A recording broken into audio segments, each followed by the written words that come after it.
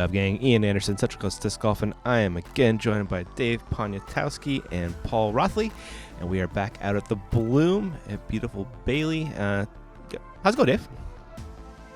Yeah, it's going great, Ian. Excited to be here. We've got a real strong card and a pretty good start for most of the card. I think everyone's pretty happy. Robert, of course, coming off a rough hole 10 there, but he was right there with the boys up to that point. Yeah, and Joe is 2 pole kicks away from being -8 after 10. Man. He is playing really well. We'll see if he can keep it going into hole 11, though, Dave. A lefty's dream, Ian. Just a nice little lefty hyzer, as I like to play it. For these guys, we're probably going to be seeing some forehands, maybe some shots over the top, possibly a little bit of a turnover. We'll see. Cool. Joel opted for the flex forehand. That was pretty. I like that one. Absolutely. Anytime you're within 15 feet, you're going to be happy out here. Definitely. Joe going for the turnover rock shot, it looks like. That's hanging out. That's making minis. He's had quite a few of those turn the head away after the shot, so he's definitely feeling good about the game today. Definitely. Matt leaving that forehand a little bit low, catching those aspens. Hopefully Rob doesn't make the same mistake. He does not. He's a local, and he's showing it. What's he looking at there? Think actually, that ended up all right. Yep. Nice little kick down for him. Yeah. Matt's upshot. He's going to try and save his par. Looks like he'll do that. I've got Rob looking for a 2. That one just didn't look normal for him. He is a really strong putter, and he's just struggling a little bit today with that. Yeah, still trying to find it, it looks like.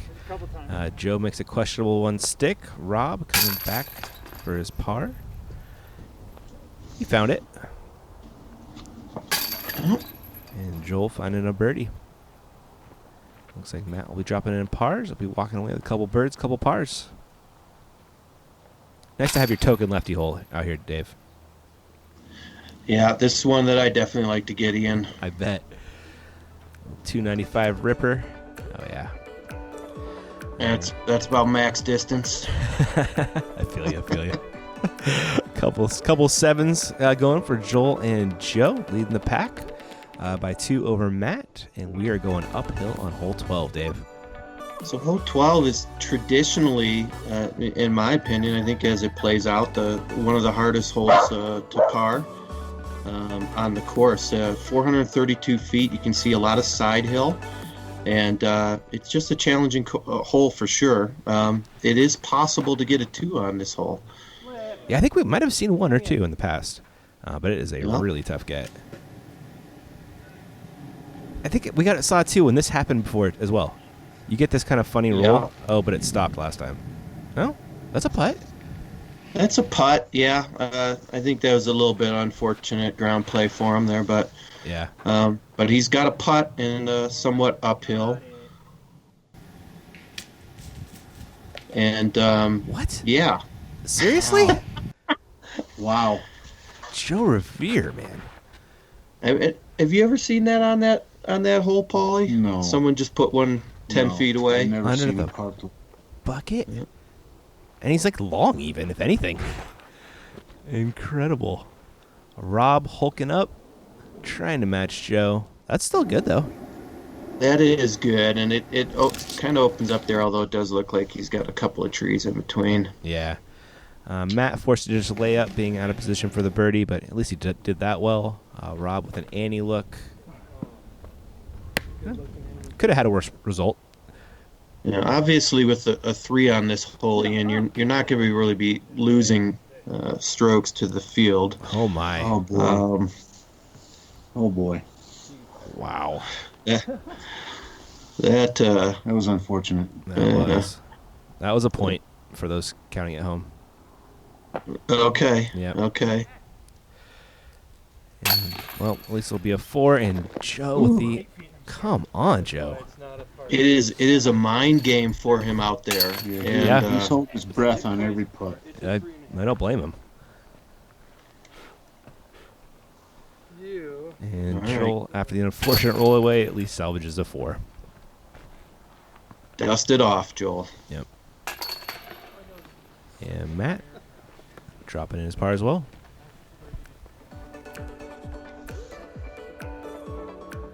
Joe with the incredible stroke of the field, Dave. I'm calling it. What do you think? I would say on the entire field.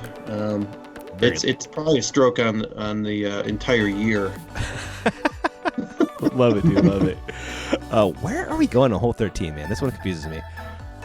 So we are cresting the ridge, essentially, of the property, pretty much the high point of the property, and just a gentle turn right to left through this gap. So you will see a lot of guys, of course, righty's going to play the big hyzer, come out right, and just let it kind of fall in and plinko down.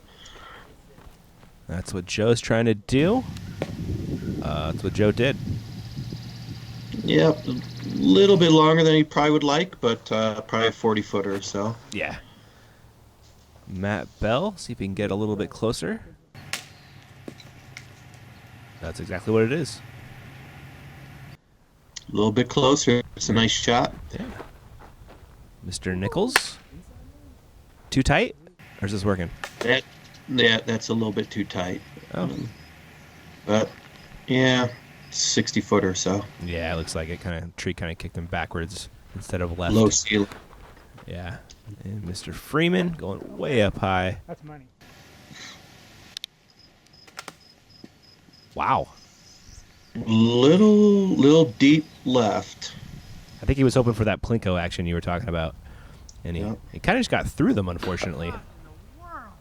Misses his birdie putt as well. Rob with an awkward look for his 60-footer. That was a great bid. Oh, feel that ground. He's probably tired from hiking up this high. Feel it, buddy.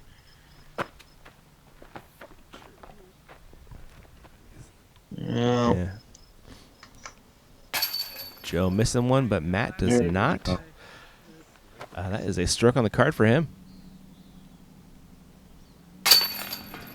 And there is Rob hitting another good comebacker, saving the par, thankfully. Joe looking for the same result.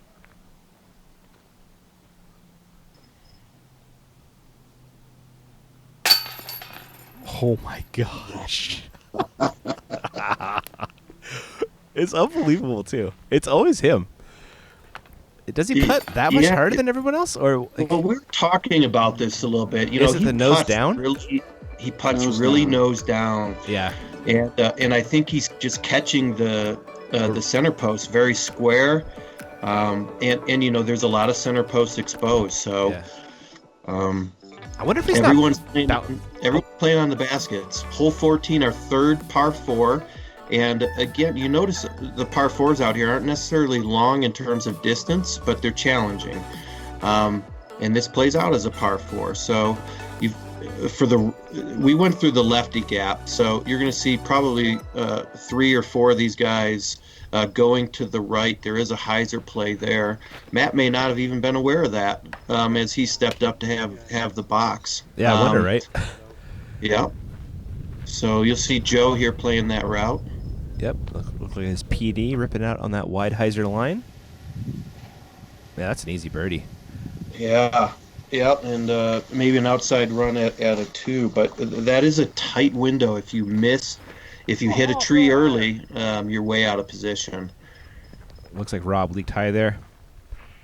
Not only is Rob a really good putter, he's got one of the best forehands in the state, and again, he just is struggling a little bit with his play, I think, today. That's a rip. This guy's forehand is no joke either, Dave.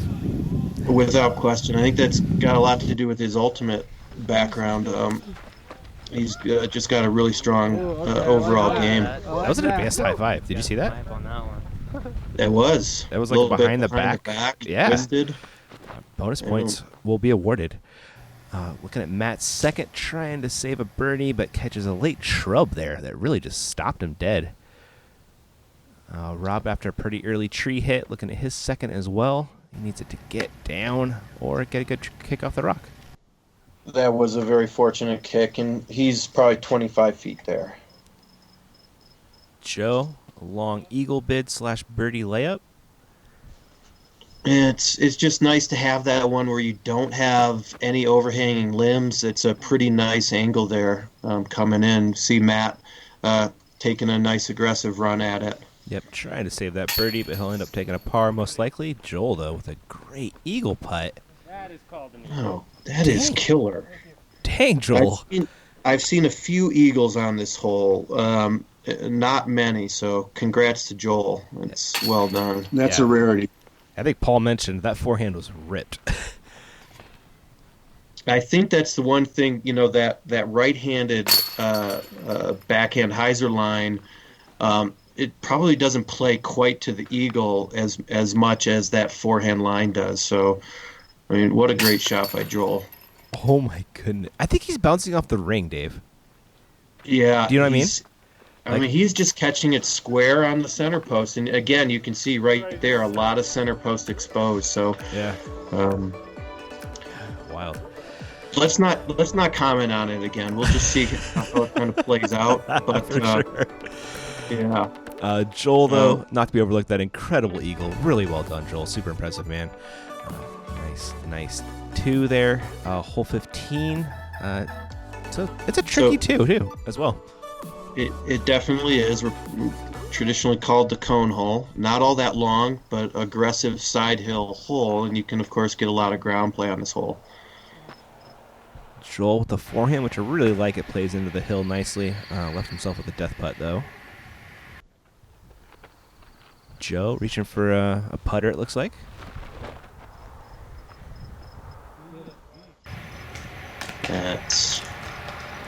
Dang. That is well done. So, but again, you can see that ground play. So he's probably about 33, 34 feet putting uphill, though. Yeah, you got quite a little kick and slide there.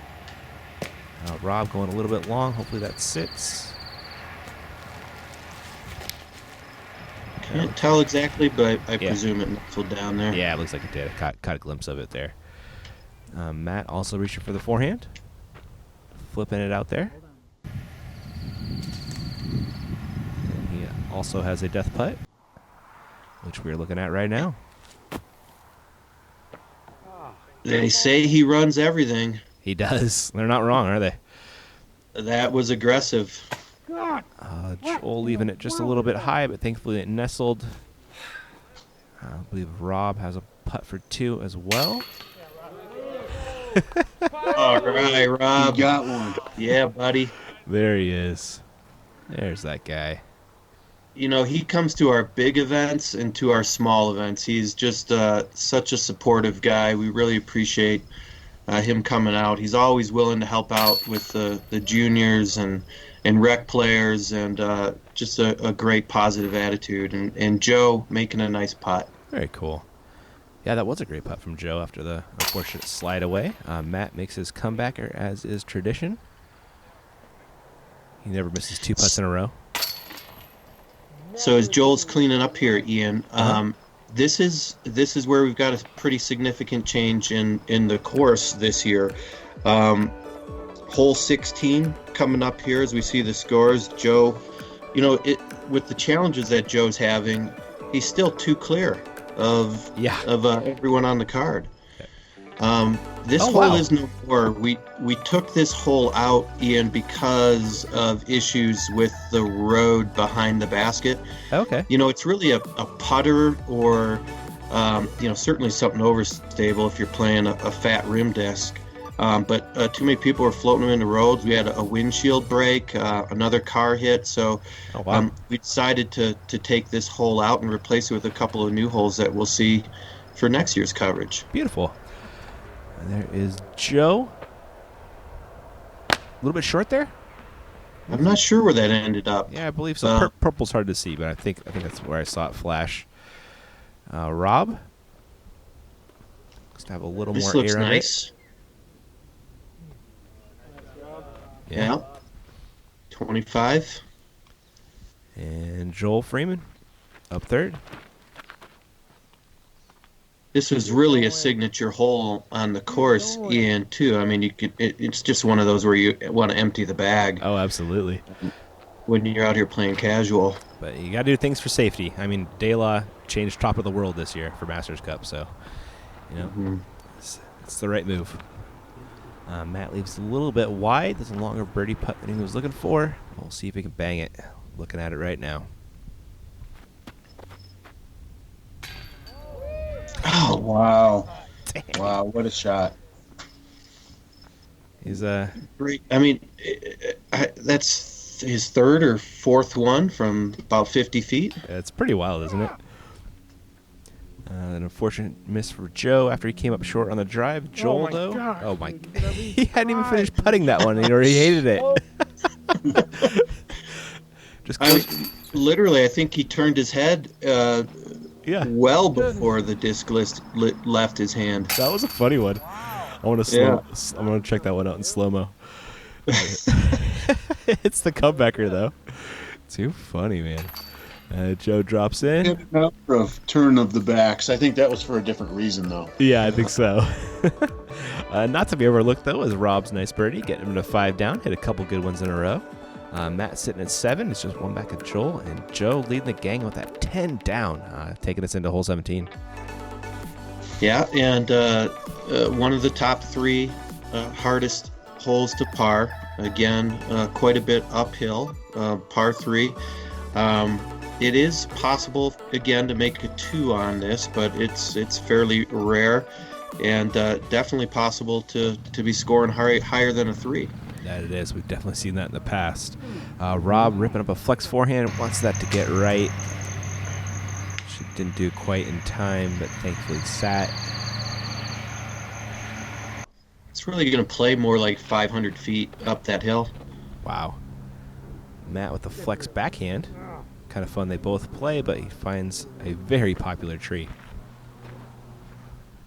It's just fine, though, to make his 3. Joe with the Annie Star Destroyer rip. Did that catch something late? It did, didn't it? That had to have caught something. Yeah, that looks so good. Freeman with the flex forehand. Where are you going? Get up there. Oh, no, that drifted too hard. What is wrong with your arm? And this fairway kind of pinches the whole time, doesn't it? Yeah, that presents some challenges over there, as you can see. Going to that traditional whale upshot. Don't roll. Okay. Matt Bell. Second shot. Oh, my gosh. Oh. It looked like it, right? For a second? Yeah. And Rob, not the best upshot, but it'll probably work. And Joe's got a long bid and a backstop. But again, a par.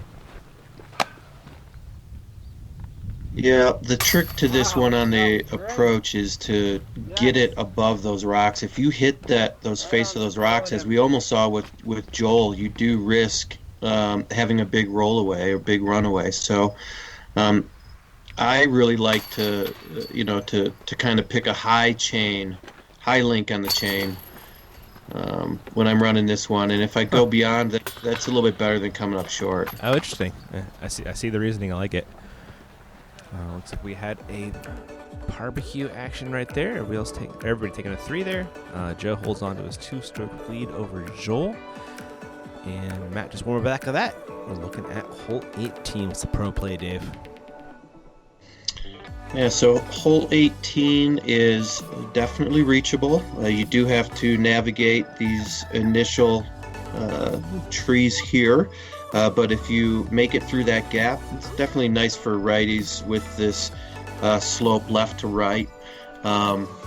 So just kind of land it up into this space and hopefully get a little bit of decent ground play. Oh, Rob found a very early tree. At least it looks like an easy par from there, at least, but not going to be a 2. Matt?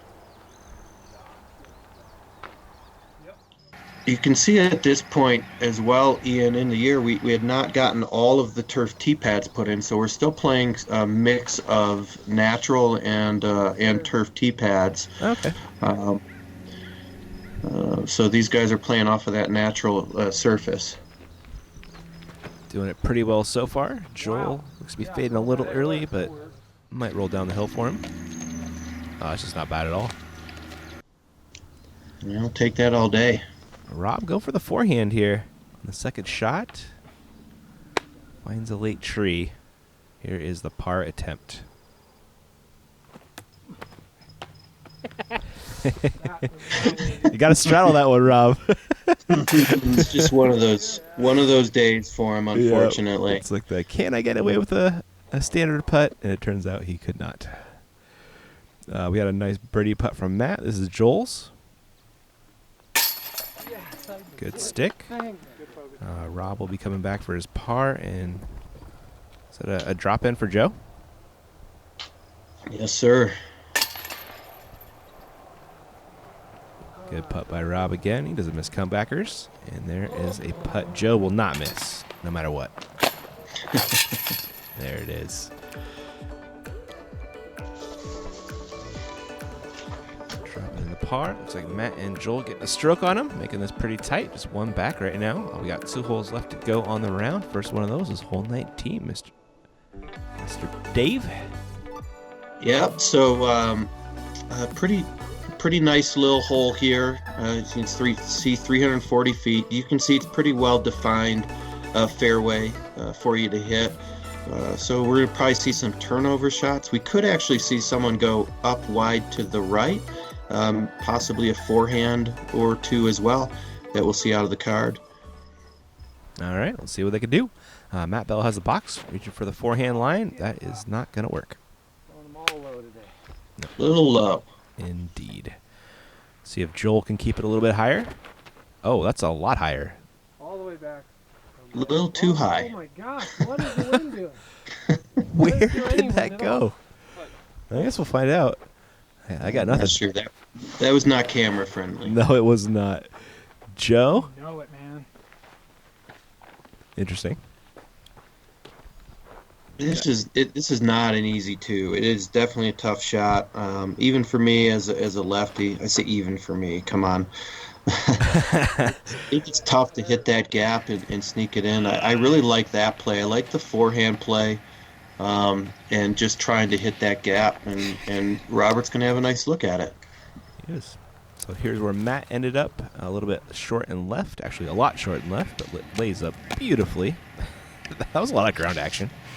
Yeah, a little bit of hip hop. Yeah, it was, wasn't it? Joe, little half go. That'll end up in a par. Joel? I guess it wasn't too high, David. No. Wow. Wow. That must have flexed out. Yeah, Holy must have. I mean, Joel has a monster forehand. So, even when it looks too high, it still goes far. And he hugs the basket for making a nice catch. Rob? This is one of those days. Little disc in love. That's the tee pad Yep. I'm there from Joel and Robert, tough putt, and just uncharacteristic of Robert. Yeah, I really haven't seen him putt this poorly yet. Not that he's putting poorly, but it's poor for Rob. Yeah. If you feel me. Yeah. I think the viewing audience understands what you mean, Ian. I hope so.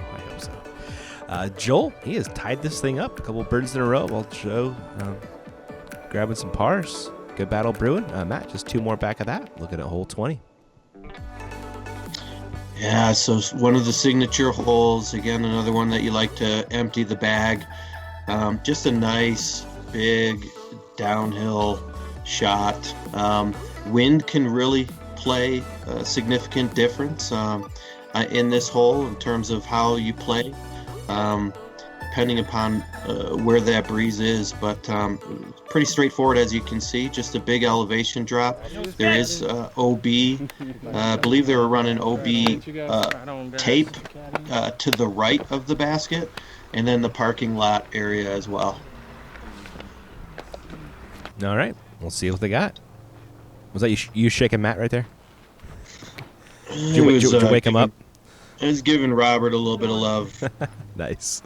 I know he had a rough day in the saddle. Yeah. Joel with a great drive right there. Give him a chance to end with a 2 anyway. Matt Bell Yeah, you up can next. see these guys are free rein here. The windsock is not really showing much, so that is kind of the common play, of course, to let it fall out. Of course, you just want to make sure that you don't end up in the parking lot. And of course, Matt's looking to get it closer than that. Joe, I think he likes this one. He's not watching it. Yep, that's what it typically means. And he likes it rightfully so. What a shot.